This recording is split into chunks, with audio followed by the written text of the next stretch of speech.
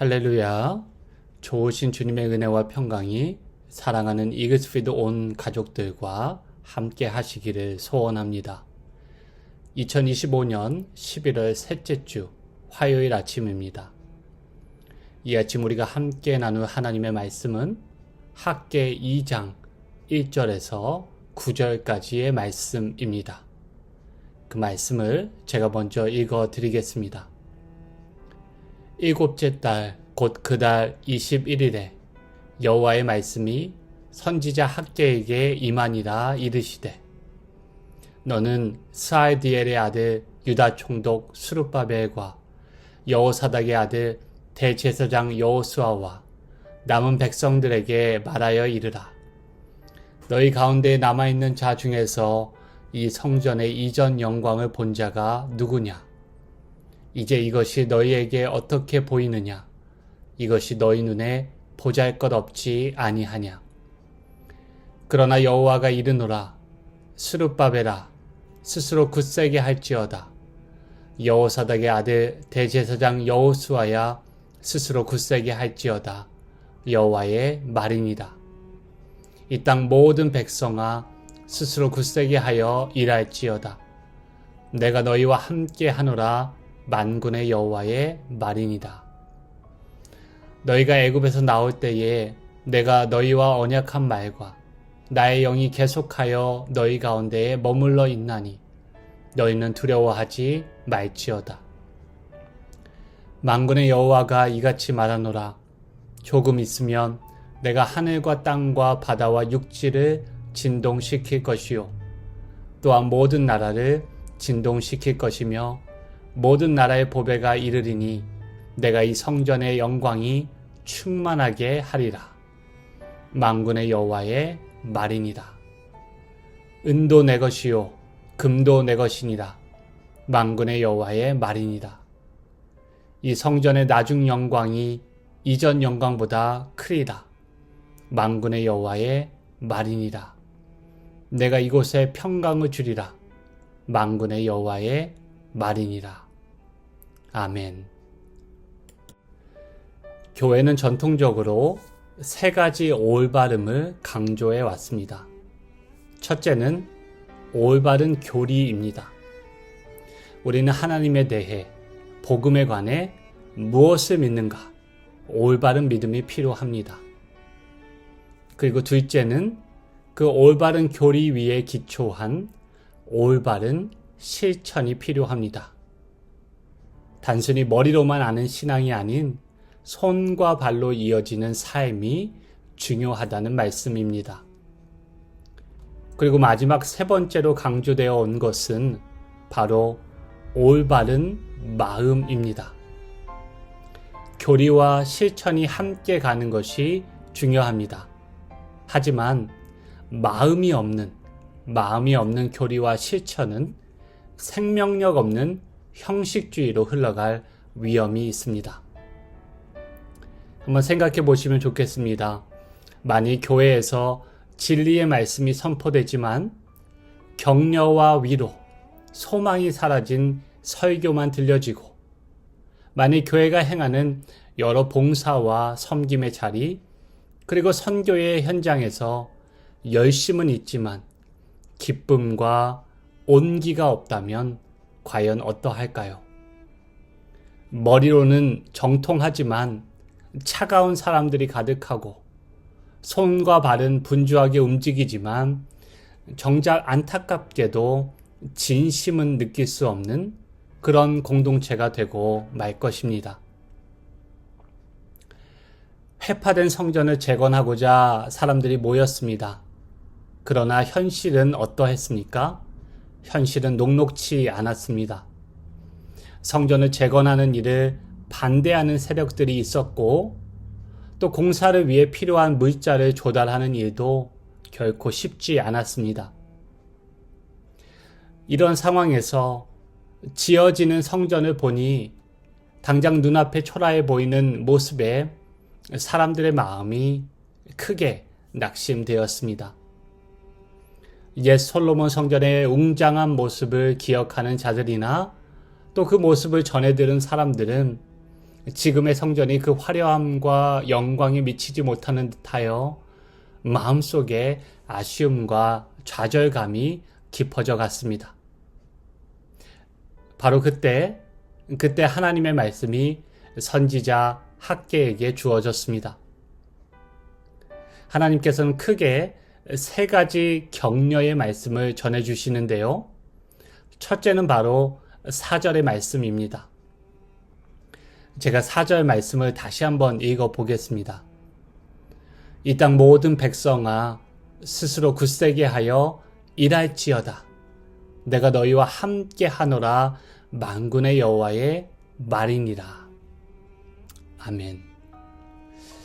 아직 성전이 완전히 재건되지 않았어도 지금의 성전이 예전의 화려함과 또 영광에 비해 소박해 보일지라도 하나님께서는 자신이 함께 하신다고 그렇게 격려하십니다.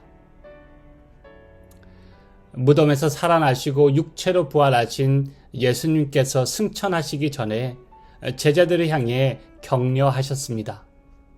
볼지어다 내가 세상 끝날까지 너희와 항상 함께 있으리라.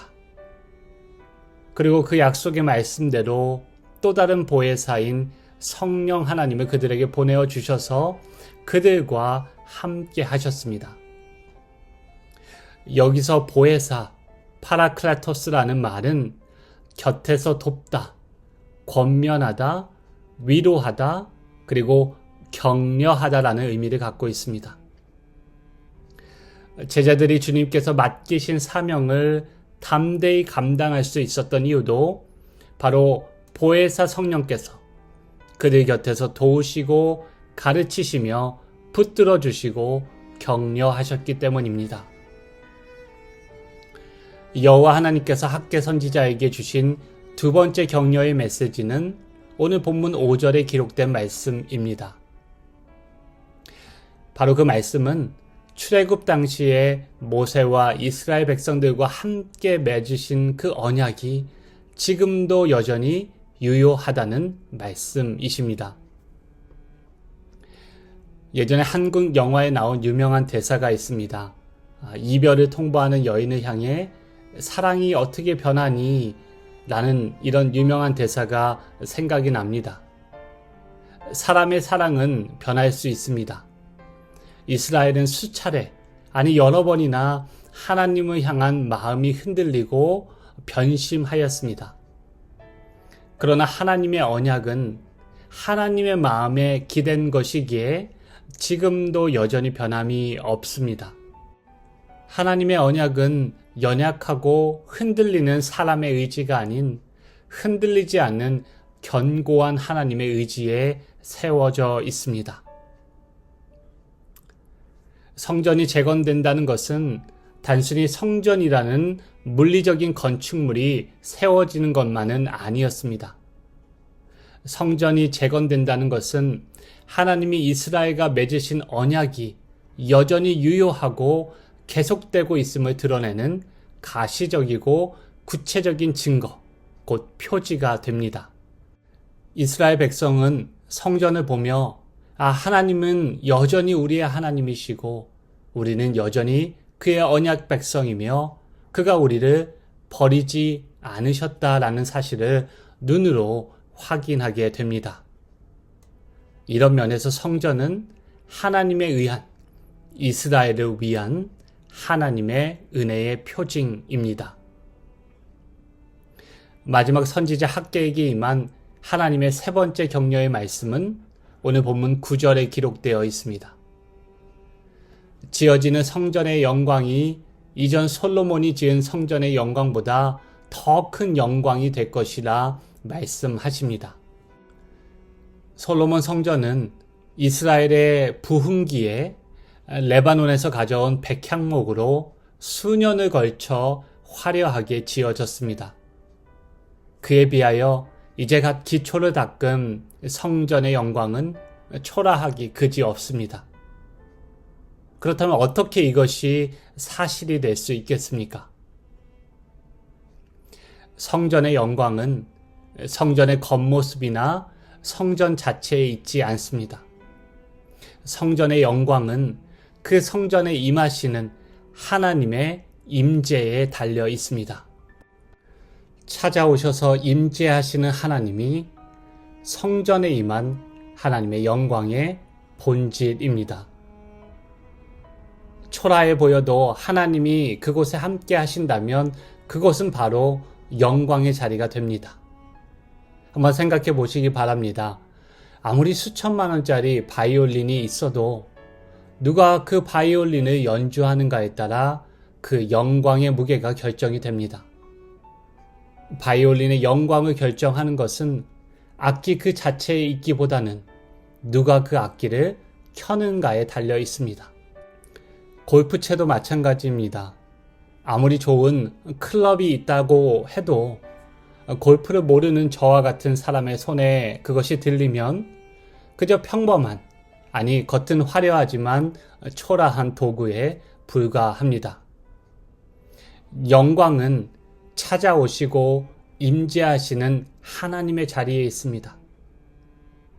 하나님의 영광의 광채이시며 그 본체의 형상이신 예수 그리스도는 우리와 같은 육체를 입고 겸손하게 낮은 자리로 찾아오셨고 우리 가운데 거하셨습니다.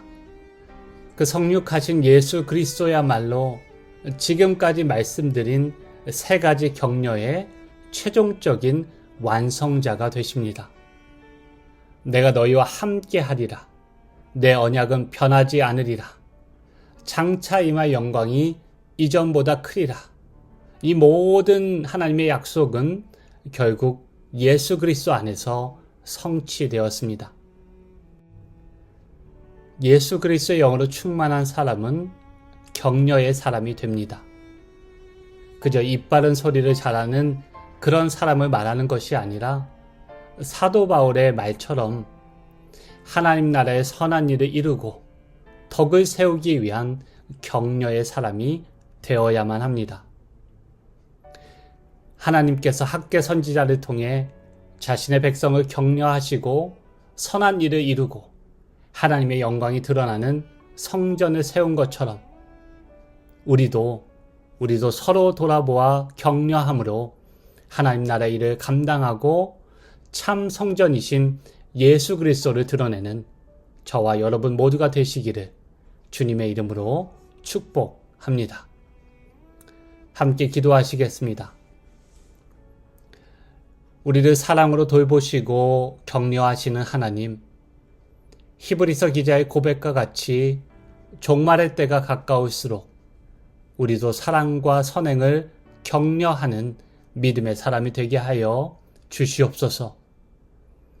무엇보다 격려의 말이 필요한 시기임을 고백합니다.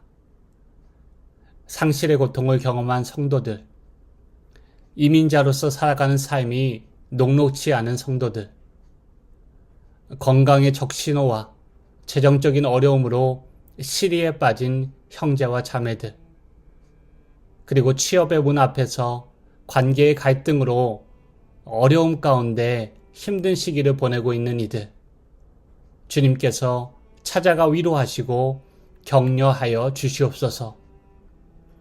우리 안에 올바른 마음을 회복시키시고 격려의 말씀을 입술에 담아 주셔서 마음이 약해진 주의 백성들을 믿음과 소망 위에 굳건히 설 수 있도록 우리를 사용하여 주시옵소서. 부르심에 오늘도 합당하게 우리의 마음과 입술이 사용되기를 간절히 바라며 이 모든 말씀 선하신 우리 주님 예수 그리스도의 이름으로 기도하옵나이다. 아멘. 계속해서 기도를 이어가시기를 바라고요. 오늘도 주님의 위로를 경험하고 서로를 돌아보며 격려하는 그런 복된 하루 되시기를 다시 한번 주님의 이름으로 축복합니다.